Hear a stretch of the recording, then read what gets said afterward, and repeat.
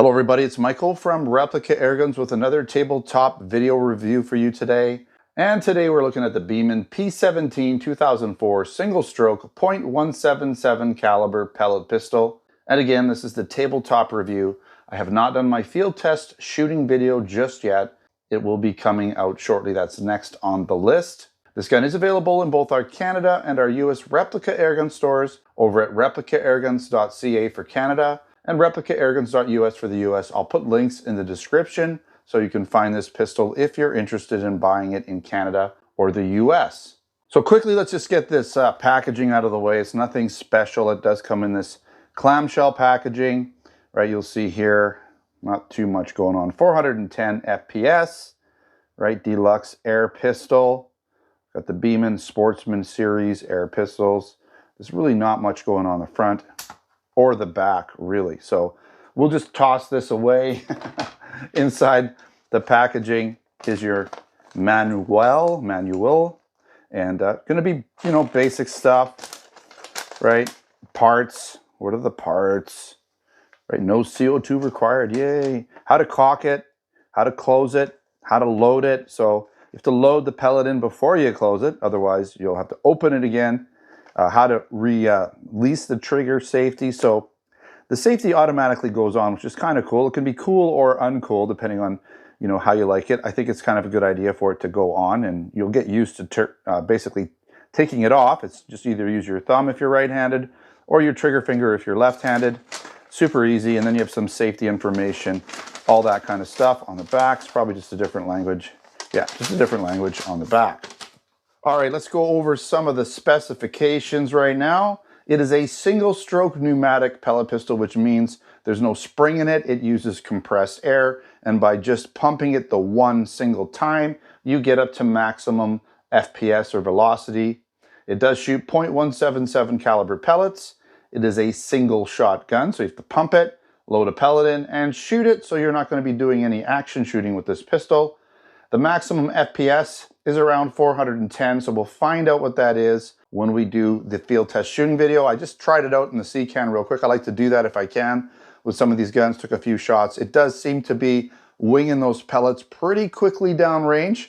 I'm going to assume it's going to get up to that 410 fairly easily. I'd be surprised if it doesn't even get over that. So I was shooting these, basically these Sig Sauer lead pellets. They're just flathead pellets, and they were going down range and hitting the target really quick. So again, I'm going to assume somewhere in the mid 400s. It's just an offhand guess. We'll find out again when I do that review, the shooting test review.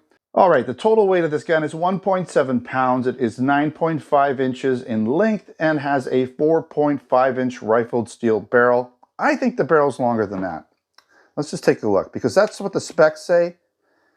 And to be honest, I'm going to just, open this up.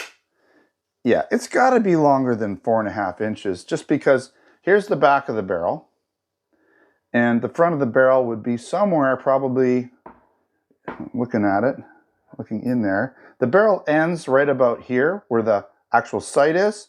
So from here to here, let's just measure it, because I hate it when specifications are incorrect, right? So let's just offhandedly measure this. So it goes from there to there. I'm going to say 7 inches.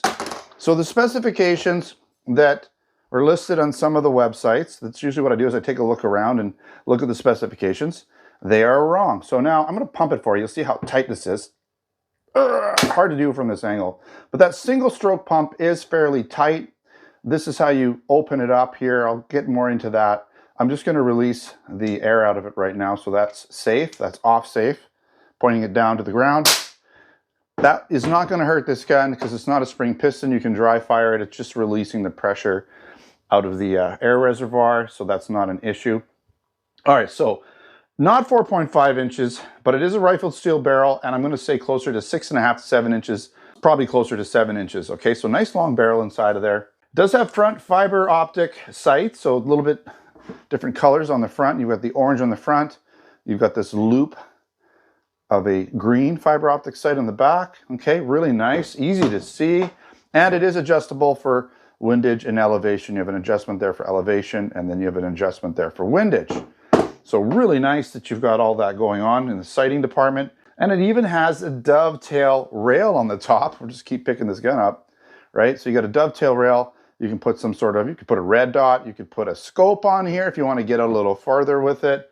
I think you could easily. It is metal and plastic build. It has the polymer frame. It has a cast aluminum pump and valve body with a steel barrel and main valve. So got some decent components in there. Should last a long time, give you lots of premium shooting days with it. And it does have that automatic safety. So every time you cock or charge this gun, you do the single stroke pump, the safety engages. You do have to take it off safe every time you pump it. And it has a really nice trigger. So when I was just trying it out, it's a single action only trigger. Obviously, every time you charge the gun, the trigger is put into the firing mode. So it's set. And then it's just a really short release. It's crisp. It's light. It really feels good. So the trigger's excellent. And I don't believe there's any adjustments on it. I don't believe you need to adjust it. A great trigger out of the box. I just, obviously accept the way it is because that's the way it is. This gun is also made in China. Now, it's not really a replica of anything in particular, but I do have to say it has the Walther P series grip or pistol grip, right? So very similar type of pistol grip to a P series Walther. There's lots of Walther P series guns, right, out there, P99s especially, right? And it looks a lot like it. So if you're used to shooting a Walther, you're going to really like the grips on here. Let's walk around this gun. Let's take a look at it. First of all, we'll just look at how it looks. So you got the Beeman P17 here. You got your safety. This would be like a slide catch release that is non-existent because there's, it's not a blowback gun or anything. You have this, what looks like an ejection port on both sides. It just opens it up. You can see the barrel, the internal barrel there. You got some sort of venting going on here. You can see the barrel there. I don't know if you can see it. It's just right about here. Okay, so it lines up with the front sight here. Got your hinge in the front, your steel trigger, right? Nice and short again. And let me just do a quick pump so I can show you. So this is how you open it, right? Pump it. See, not too bad. We're done, right? Take it off safe. I'm going to point it sort of in a safe direction. Now look at the take up and the release. So a little bit of take up. That's it. Just a tiny bit. And then you feel it kind of hit the release point and then it just goes. Okay. So really nice. Okay. You got the F for the German market. You've got finger sort of grooves cutouts there. What looks like a magazine butt cover. Some, little grip area here, help with your grip, textured. There's your rear sight. This is how you open it up, right? To release it and open it up so you can charge it. You've got your fiber optic sight. You've got your top. That's for elevation, windage there. Okay, you've got some more information here, warning instructions. Okay, not really a lot of Beeman markings on this gun, not a lot. Okay, just there basically, that's the only way to know.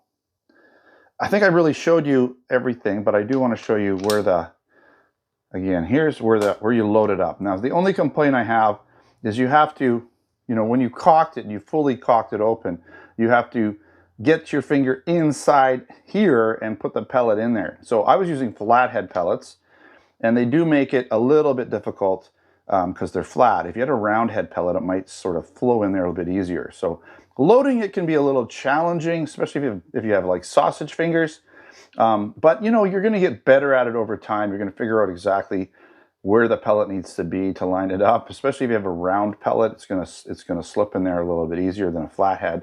So keep that in mind. Flatheads work just fine. It just might take a little bit more getting used to get it in there. So here's all of the internal metal parts, right? That's where the air comes out. Compressed air would store in here, or that would probably be basically the tube that compresses the air, and then your air reservoir is probably down here, all compressed into this area.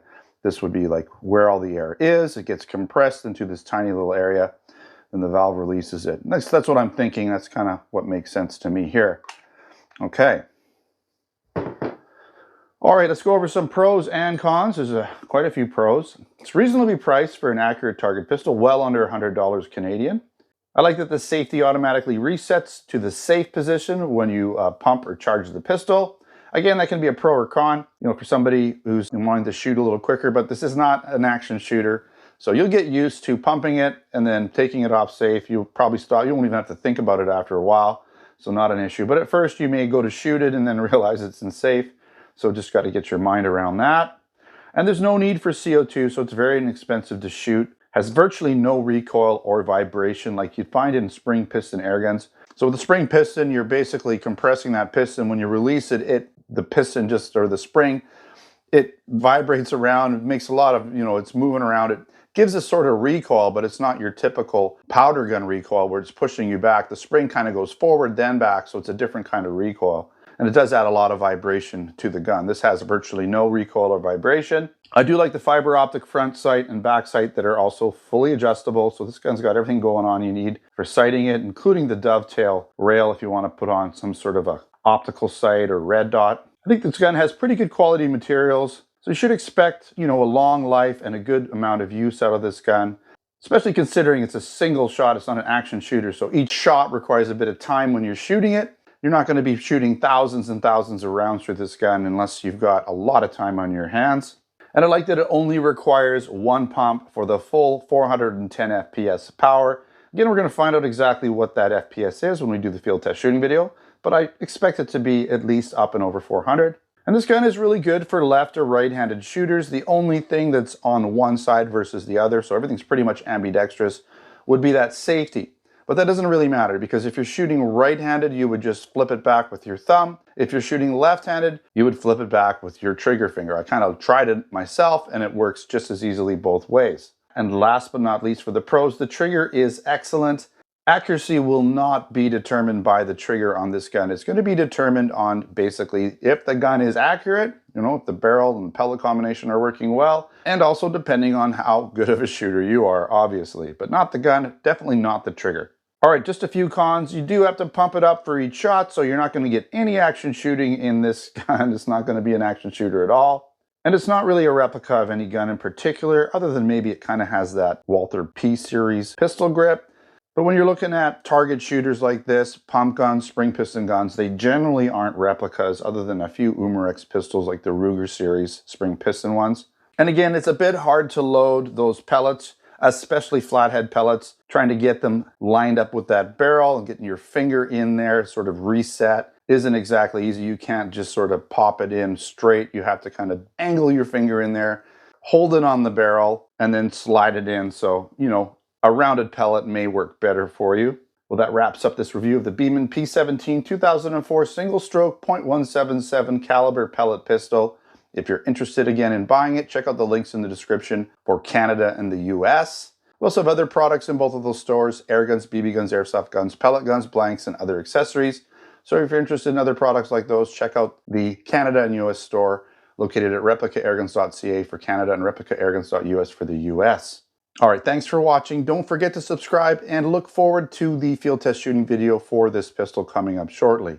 All right, thanks again. Until next time, take care.